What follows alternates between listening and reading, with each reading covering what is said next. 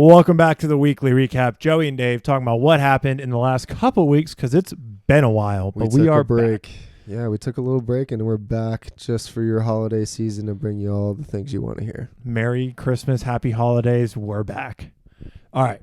So, starting from the top, the biggest but also least surprising news of it all, Taylor Swift back at it.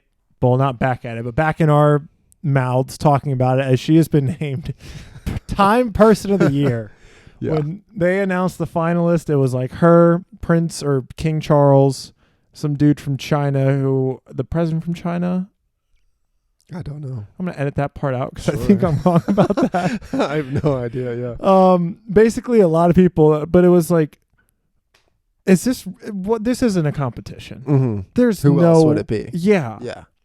Yeah. I mean, she has run the fucking planet this whole year. And I mean, she's been doing her thing for a long time, but this year with the tour and the movie and the boosting the economy and everything. I mean, the Travis Kelce. I was going to say the football player. Yeah. I mean, that's part of it. Yeah, sure. It is. I mean, the Daily did a fucking episode on hers because it's so big. I was listening to that on the way over. Yeah.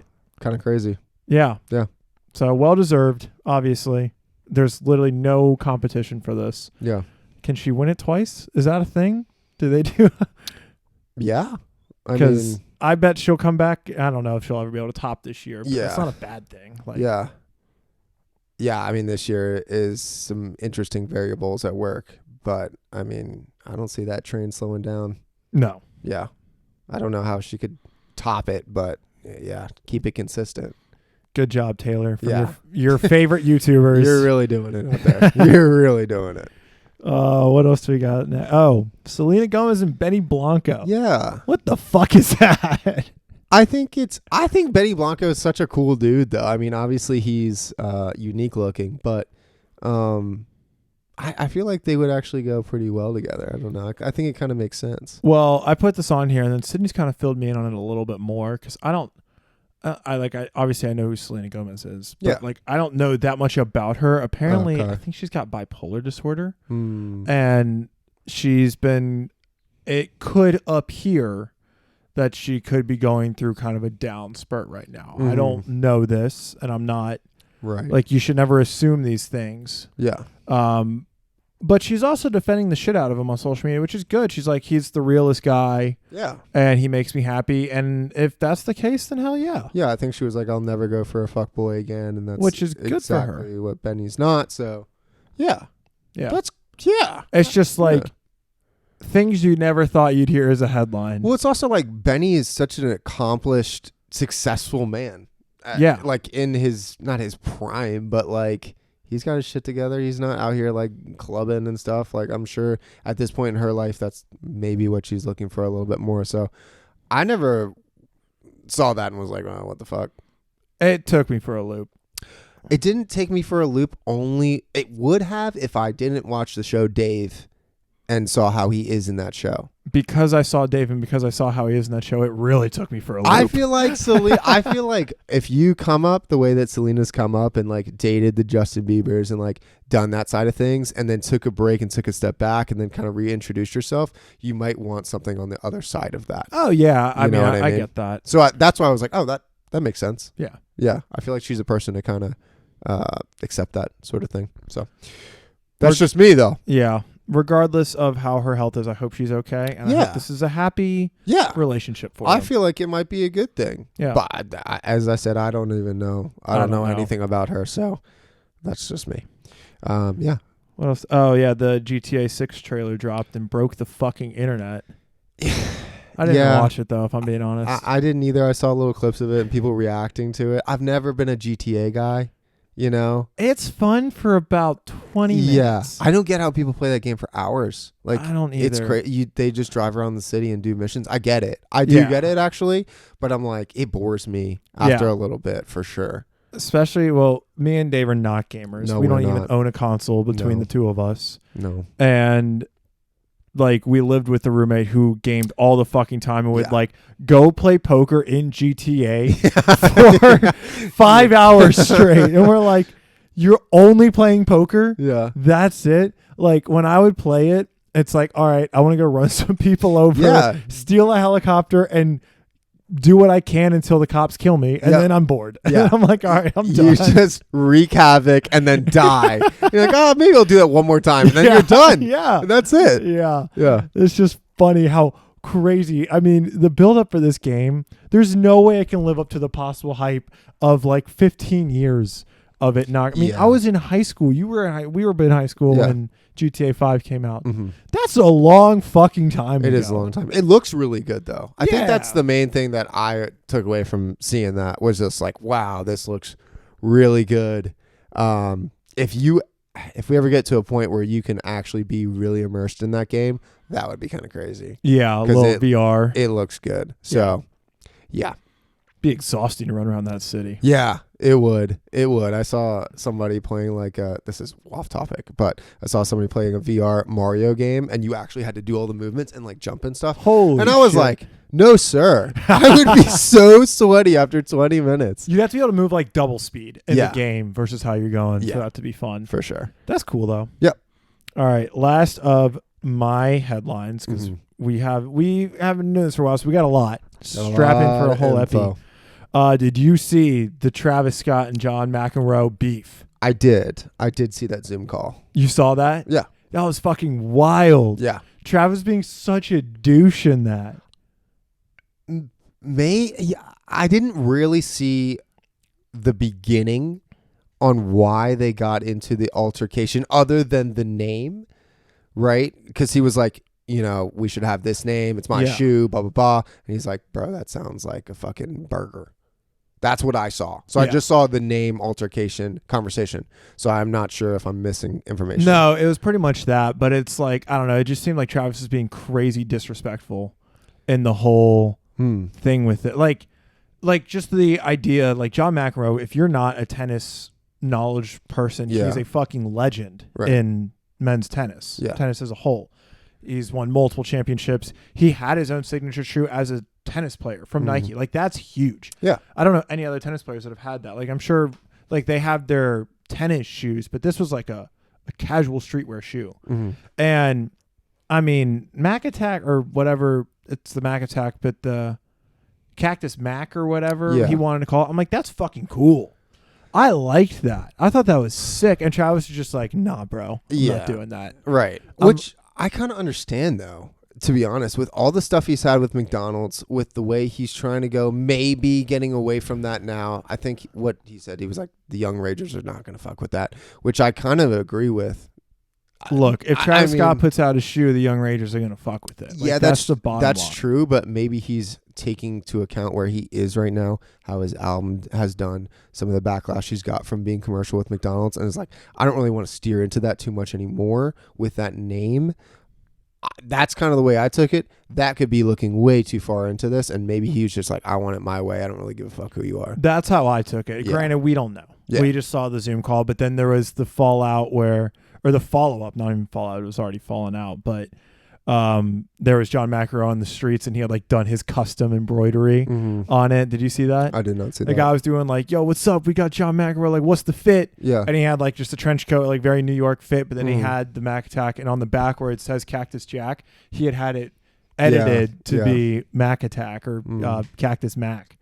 And I was like, that looks cool, man. Like, it's two brands. It's two guys coming together for one shoe. So it's like, I don't know. I just thought it was like pay a little respect and like it's two people. Like, it's not your shoe. So like meet them halfway. Yeah, for sure. No, I get that. I wonder if there was just other options, because he was just like, I'm not going to do that one. But if there was another one that maybe could conjoin the names, I don't know. Yeah. I'm being devil's advocate to him being just like hella disrespectful. It's also like a 3-minute clip of a full Zoom call. So it's like, we don't know what really happened, but either way, I was like, wow, that's actually how he acts. Like, he doesn't act different. No. He's like, nah, bro, the young Ragers, like in a business call with Nike, which I thought was so funny. He's like really himself, which is pros and cons to that. Pros and cons. Yeah. So, yeah, that was very interesting, though, that was like leaked, and that was cool to see, kind of, just to see the inside. It was. I enjoyed it. Yeah. So cool. Yeah. Yeah. All right. What are your headlines? My headlines. I gotta open up my phone for this one because we got data on here. So, the year of Ozempic. We've all been hearing about Ozempic. You know, it obviously reduces your appetite. I just thought this was interesting and kind of ironic that Nerds, the candy Nerds, is having a Super Bowl commercial, and they've had a crazy year with their introduction of Nerds clusters. It made them fucking skyrocket. And excuse my use of the F word there, but that's how crazy this is. They hadn't. I thought Nerds clusters have been a thing. I think that this year they just went bananas. Oh, they just like took off. Yeah, they took off. They are good because of the cluster. Like, that's the only thing that they've introduced that's new. So they went from $50 million to $500 million in net sales over the last 3 years. Holy shit. Sales of Nerds gummy clusters grew 67% this year. And within the last 2 years, it's basically tripled in the amount that they're producing as a company. So they're just going crazy. And I thought it was fucking awesome that they got a Super Bowl ad because of that. That's cool. And people are reducing their appetite, but people are also going crazy on the clusters. I saw this headline in there and I was like, what? I thought you meant like actual like nerds, like people. Yeah. And I was like, what the fuck is this headline? Yeah, but they were the number one sweet candy of 2023, which I thought was interesting because I would not guess that. I would not guess they've been that crazy. They are good though. They are now I so want some good. Nerd clusters. They're so good. And I mean, it just takes me back to Nerds Ropes. Yeah. They're better versions of that. Cut up. Yeah, that's all it better. is. Cut up some Nerds Rope and make some freaking money. Some guy is really smart at Nerds Company. Yeah, let's take this. Let's chop it up. Let's put it in a bag.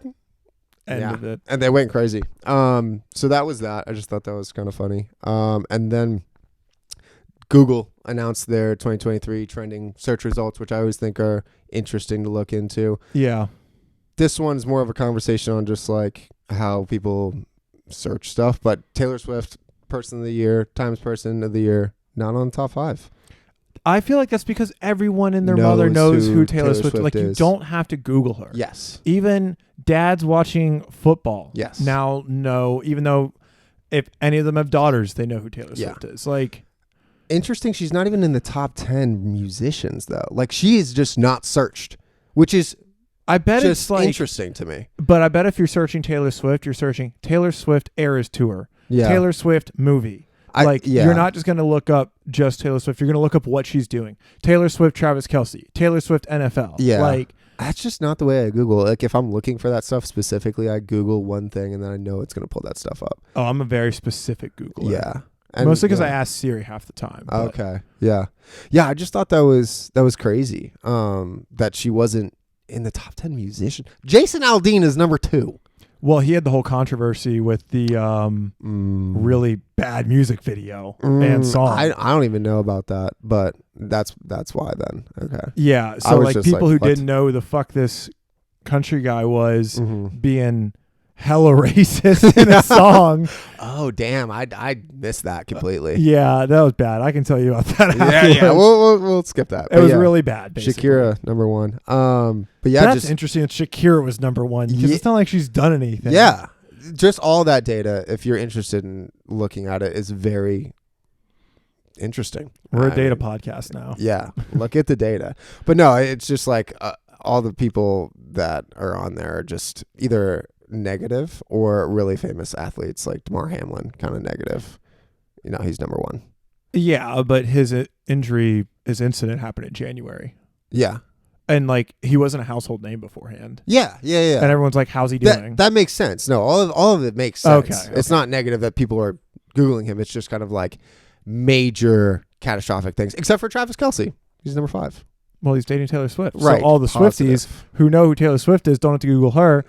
Who the fuck is Travis Kelce? Yes, they all make sense. It's just interesting that she's just not with as much stuff as she has going on. I just thought she would make some lists, which is just interesting. Everyone knows who she is. Yeah. I bet if you could look up like most Googled concert, Taylor Swift would be number 1. It makes sense. I think if you're also trying to just get your Taylor content, you're not going to Google. You're going to Instagram or Twitter or whatever, right?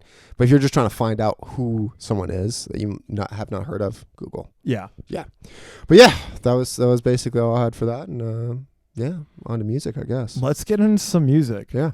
So it's been a terrible few weeks. Since Thanksgiving, not much has come out. Mm-hmm. So what is your new music that you're going to talk about? I'm going to pull up my note and then I'm going to tell you right into your eardrum.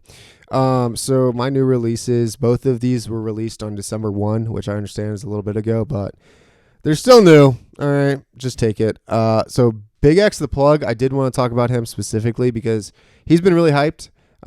Super hyped on TikTok, like just one of those dudes that's kind of blowing up right now. He released The Biggest, his new album. Kind of all of his songs sound the same, in my opinion, but they all hit. Like it's like almost a DaBaby type of formula. I was thinking Big Baby Gucci. Or that, yeah. He just kind of has like that voice, and it's almost the same sort of beat over and over again, but you're just like, oh, this shit, oh. So if you haven't heard of that dude, definitely go check out some of his more popular songs. And then another one is Black Hibiscus with Fast Love, also released on the 1st of December. And he's just more of like a soulful, groovy guy. I really like his name. And that's not really a reason to shout somebody out, but I do really like his name.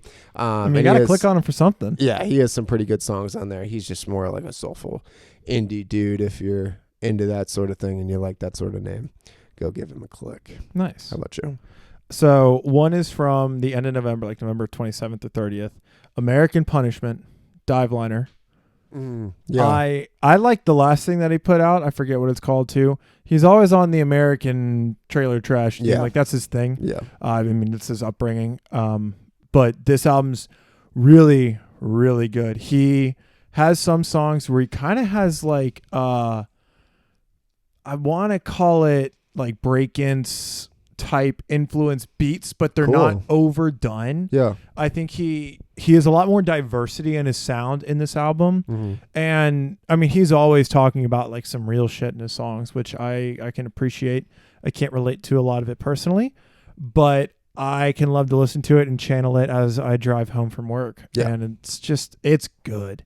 I just like the fact that he keeps doing better. Like everything he puts out gets better. Progressing as an artist. There's more good songs. Like his very first album, I was like, I like these 2 songs. His second album, I was like, I like these 5 or 6 songs.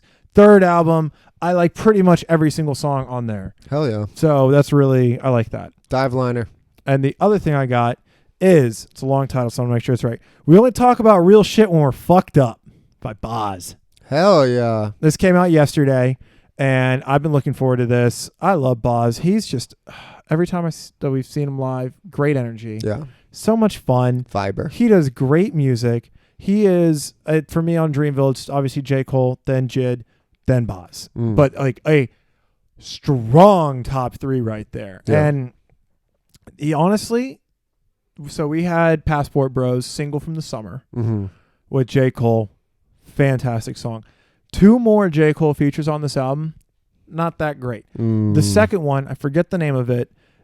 J. Cole like modulated his voice a lot, which is really cool. He's never done that from what I've heard. Yeah. So it's still not my favorite song. I've only listened to the album one time through. So like the highlight songs for me are at the beginning with like Black Jedi. That song's really fucking cool. What's the other one? Oh, Light My Soul, the opening track. Really good. And it's still good throughout. It's a little more groovy sound. It's Boz, a little more R&B. Not R&B entirely, but like kind of R&B influence. 5B, yeah. But it's good. And Boz makes good fucking music, man. And I just really like the J. Cole mess with his voice. It's so cool. That's cool. I've never heard him do that before. Yeah, that's cool to hear. Interesting. Yeah. J. Cole, switching it up. Yep. Cool. Been Bumpin' is next in our segment here. So... I don't know what to call this genre, to be honest with you guys. I'm going to be vulnerable here. I don't know what this is. All right. But it's two it's 2 artists that kind of sound the same in what they're doing. One is Ecstasy, EKKSTAC. Yeah. That dude. Yeah. Right? We Walk This World Alone or whatever that song is that he has that's popular. And then another one is Helly. And they just kind of make like sad rock, hip hop influence, but it's also like, I don't know if 80s is the right way to say it, but it's like kind of 80s ish. Like it's like weird 80s movie kind of sounds like that. So those 2 dudes, Shutting Me Out, Ecstasy just put that out November 24th, so that's kind of new. And then Writhe with Helly, found that dude this week. I don't know who he is. He looks kind of weird, but he goes a little bit harder than Ecstasy in that sort of style. But it's very sad. It's very vibey. It's a bit intense. It's a bit emo, I will say. But I enjoy it. Yeah. I enjoy it. It's good stuff. So those are two artists that I like right now. Love it. I've got one. That is Dylan Gossett. Mm-hmm. Yeah. I sent this guy to Dave last Sunday. He's good. He's real good. It was a dark, pouring rain, stormy day in winter, even though it was actually like 60 degrees outside. But, oh my God, this guy hits your soul with some twang. He's not like super twangy. He's like mountain twang. Yeah. He's like Zach Bryan, but with Tyler Childers' influence. Like he's got that cowboy, but he's also kind of folky. And I mean, my three favorite songs, I only picked 3 songs to put on here that you should listen to. Cole was the first one that I really liked. Beneath the Oak Trees, probably my favorite. And then the other one is No Better Time. 3 heavy hitting songs. I think all 3 of those are in like his top thing when you look at his channel or his page. But yeah, if you're feeling a little just like cowboy indie vibe, just a guy singing from his soul with a guitar and a little twang in his voice, check out Dylan Gossett. He will get it done for you. Yeah, he's a good young talent. That EP is solid. Yeah. Agreed. Well, all right. That is all we got. It's been a loaded episode. I don't think we're going to do one next week because it's going to be Christmas and Nope. Dave will be back with his family. I will. And so we hope you guys have a happy holiday, Merry Christmas, Hanukkah, whatever holiday or non-holiday you celebrate. Check out other videos on this channel because we're not putting out stuff next week. So fill that void of us with other shit. We got a new music top album of the year coming out, all that fun stuff. So y'all have a good holiday and we'll see you guys Next in 2 year. weeks. Next year, baby. See you Peace. next year. Bye.